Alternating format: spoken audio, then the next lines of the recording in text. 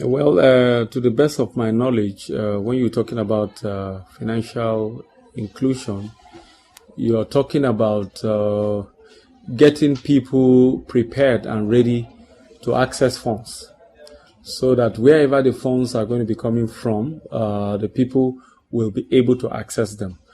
So it means in the data of those who could access finances, those people are included. To the best of my knowledge, that is what I understand by financial inclusion. Okay, so from this financial inclusion you just explained, does it mean it happens to only the people who are able to enhance it, or both parties, the bank and the people are involved? When you are talking about financial inclusion, you're talking about everyone who could access finances, who could access. It doesn't matter from which part in both of the sides. All right. Anyone that can access finances, you're talking about somebody who is financially included. Okay, so now it means that the government's making it available and then the people able to access it too.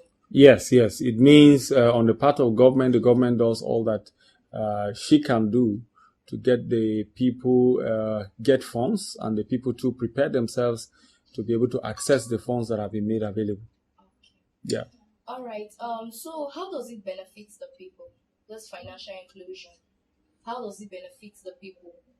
It's for them to get the funds and then the bank's making it available.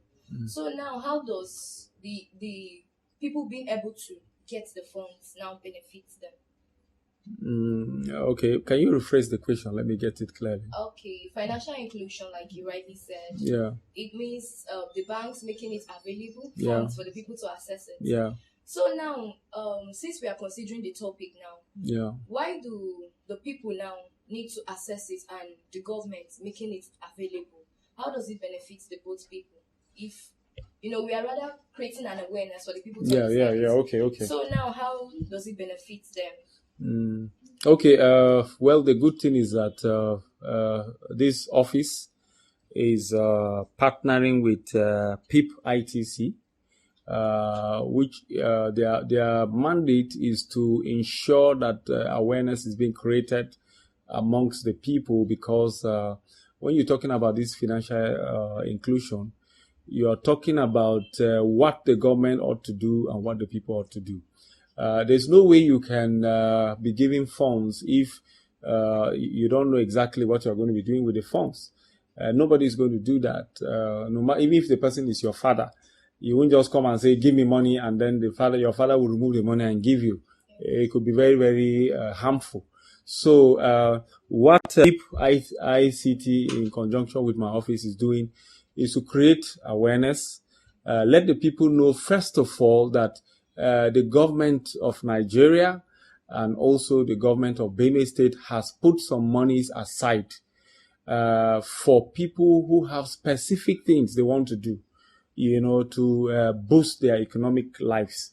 For instance, somebody wants to farm, and the person needs money to farm. Somebody wants to maybe do transport business to do that. Somebody wants to go into photography. Somebody wants to go into different types and kinds of businesses. You must have something you want to do. When we identify what you want to do and we see the viability of that project, we will now, in conjunction with PIP ICT, give you all the necessary trainings and then help you to come up with a very good business plan that will assist you to access the funds. So that's the procedure. Wow. Yeah. This is really nice. It will provide funds for the people to be able to engage in businesses as well as stop or reduce the rate of unemployment in the country. It's really a nice one.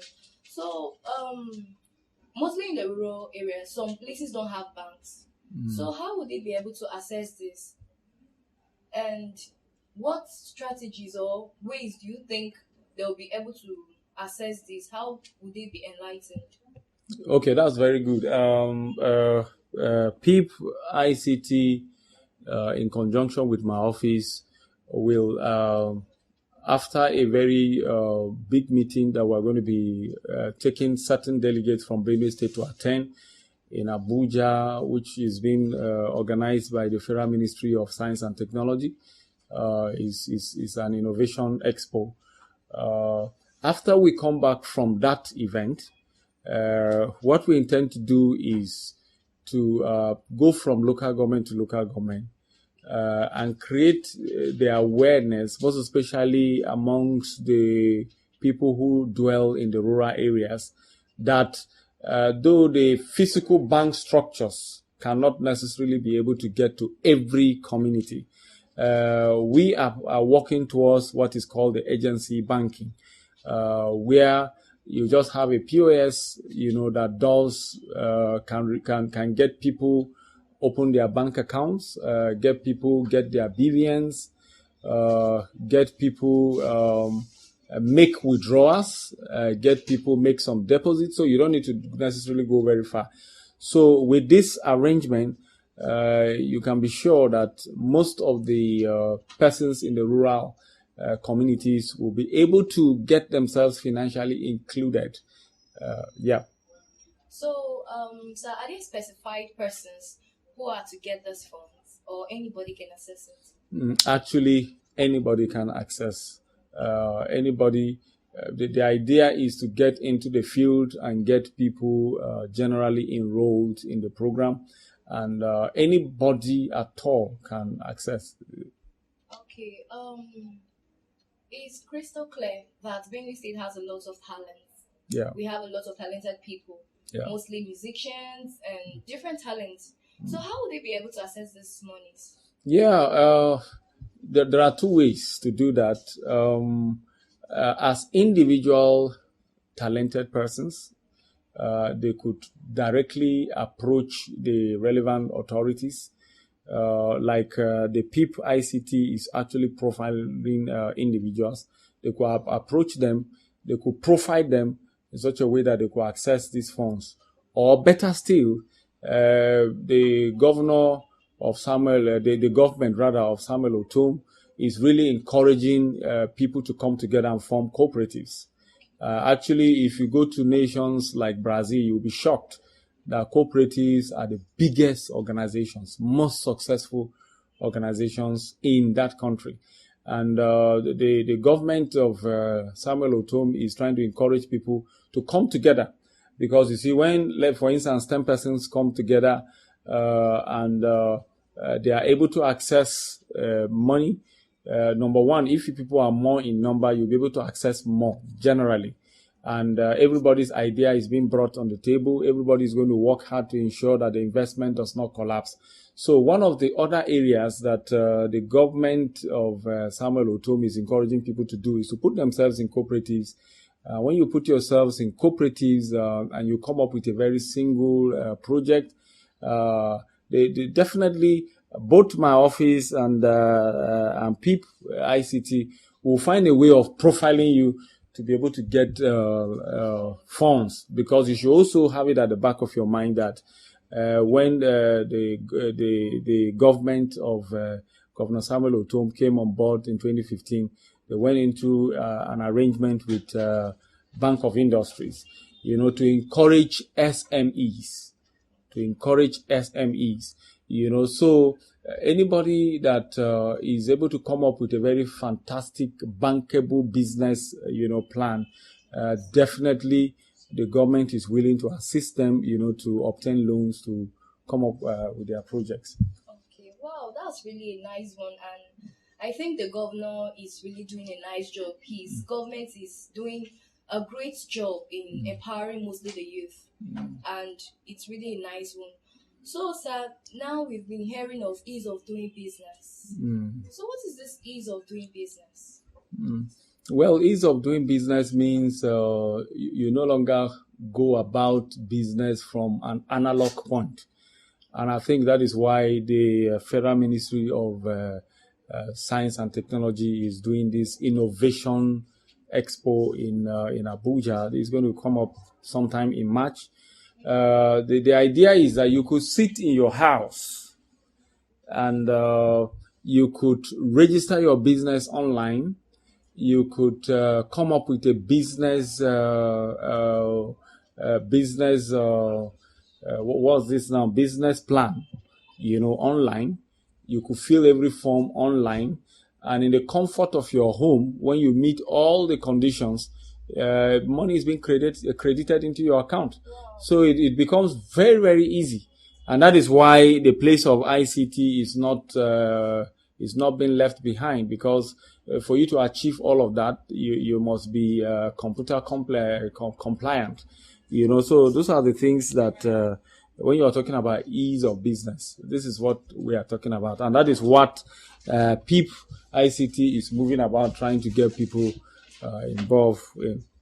So whoever wants to involve, are there any special requirements, or anybody, once you are computer literate, you can? Yeah, the basics is just for you to be computer literate, because when you are talking about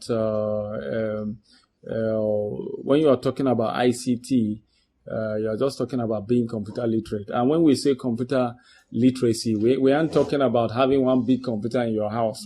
We are talking about your ability to be able to operate an Android phone that can connect you to the internet, because almost everything you're going to do is going to be done on the internet. So you need just an Android phone, not necessarily a computer, and then you're good to go. Okay. So we're about concluding. So do you have any message for the people? Yeah. The government of Samuel Ortom has come with the mandate of making wealth common in Benue State. Benue State, as far as we are concerned, is one of the most wealthiest state in Nigeria. But unfortunately, most of the wealth of Benue State hasn't been tapped yet. So the government of Samuel Ortom is working tirelessly to ensure that a common Benue man, who does not necessarily know the governor, who does not know any senator or any speaker or any politician or anybody anywhere, can sit wherever their villages are and create wealth for themselves. So we are trusting God that at the end of his second tenure, Benue State will become more wealthy than what it was when he took up in 2015. Wow, and we pray that the Lord will see to the success of this big dream. It's really been nice speaking to you. We thank you so much for your time. And wonderful people out there who've been in the office with the Senior Special Assistant to the Governor on empowerment and wealth creation, Honorable Abraham Naden Ayuba.